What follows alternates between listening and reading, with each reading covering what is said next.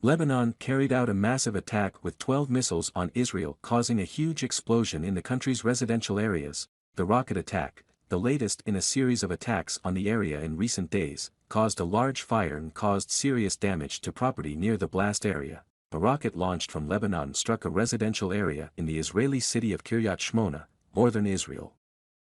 Hamas claimed responsibility for the attacks, saying its Lebanese branch fired 12 rockets toward Israel.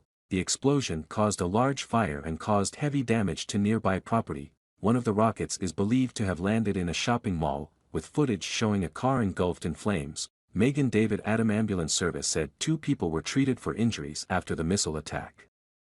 Kiryat Shmona was mostly evacuated after being repeatedly targeted by both Hamas and Hezbollah since the start of Israel's war against the Palestinian fundamentalist group. After the rocket attack, local authorities asked the remaining Kiryat Shmona residents to stay in their shelters because of the possibility of drones entering the area.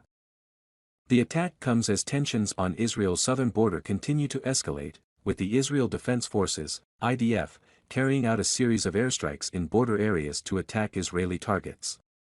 Hezbollah, President Joe Biden suggested a humanitarian pause and Secretary of State Antony Blinken is expected to return to the region on Friday. Arab countries, including those allied with the United States and at peace with Israel, have expressed growing discontent with the war. The opening of the Rafah border crossing, allowing hundreds of foreign passport holders and injured Palestinians to leave Gaza, comes after weeks of negotiations between Egypt, Israel, the US and Qatar, which brokered the peace settlement with Hamas. According to Gaza's Hamas-run Ministry of Health, the number of Palestinians killed in the Israel-Hamas war has reached 9,061.